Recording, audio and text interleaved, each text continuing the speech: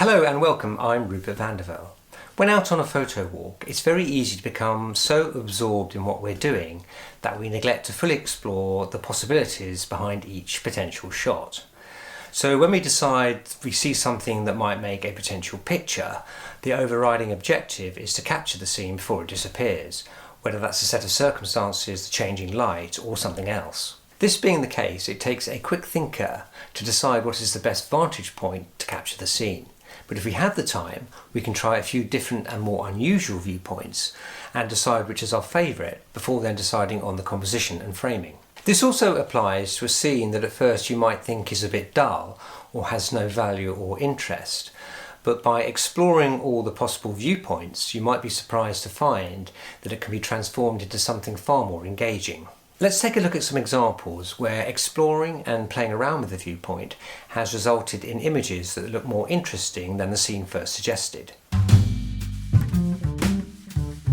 Here's an idea of using a low viewpoint and sub-framing to make something out of a litter bin on a dull day. This was in Prague and I remember feeling a bit gloomy because the weather forecast wasn't good and it all felt a bit uninspiring. But I wanted to do a photo walk and so challenged myself to come up with some shots where I was shooting from unusual angles. I like the idea of using everyday objects such as this bin to create something from. Here the idea was to juxtapose the legs and their shapes with the geometry and rigidity of the rest of the scene. Hiding the rest of the figure's body behind the stairs helped to keep the theme strong and the idea focused.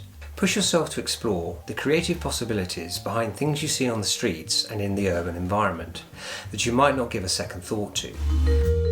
Thinking like this is a good way to help relieve the frustration on days where you can't find anything to photograph. Another example of using objects as framing devices in this shot, with the two street inhabitants going about their daily lives and separately framed by parts of a street sculpture.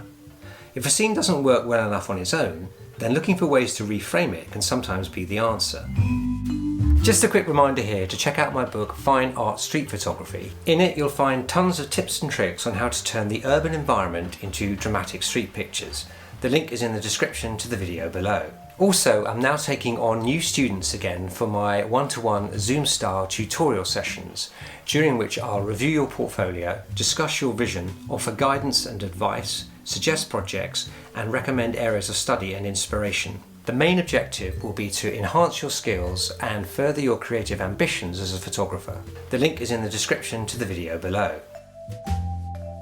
So what other ways are there to bring a more interesting perspective to situations like this? Well, using reflections is a great way to add a more abstract look to a scene, and shop windows are perfect for this. But think about where else you might be able to work with reflections, such as on ceiling tiles or on glass or metallic panels found in train stations or subways. This was taken at the exit of an underground station, and instead of an ordinary shot of a man walking out to the street, it becomes something a little more dramatic. You can change or create an atmosphere in an image by adopting a more creative approach to your viewpoint. Shooting from a seated position or from the hip is worth trying out too, as even this small change in perspective can make you think differently about how we view the world. Making a point of remembering to always look up when you're on your photo walks may pay dividends when it comes to looking for options of different viewpoints. In this shot, I was on my way down from the Millennial Bridge in London when I saw this hatted guy coming up the stairs towards me.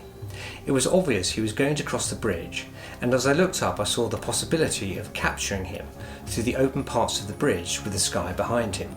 I used part of the bridge to obscure the bright sun from the camera, and the clouds helped to add a bit more drama. Once again, don't be too fixated on what's going on right in front of you, and try to be aware of the possibilities that exist from all around. Shooting from directly overhead can be a great way to bring a more dramatic look to your images, as everything will appear flatter and more compressed, and can challenge the viewer to make sense of what they are looking at. Objects become shapes, and the composition can alter radically by even the slightest alterations in your framing. By using a smaller aperture, you will get a greater depth of field, and the compressed look will have more impact. By positioning your subjects away from the centre, The eye will work its way around the composition to find something that it recognises, and is then able to make sense of the scale and perspective. I love the abstract look and mood that this sort of framing can produce. I hope this video has given you a few ideas to consider when looking for alternative or more unusual ways to view a scene. Finding new ways to capture the streets is an ongoing challenge for us all, but one that can help you discover more about yourself as a photographer and your creativity. Thanks for watching. Please subscribe and do check out my other videos on the channel. See you next time.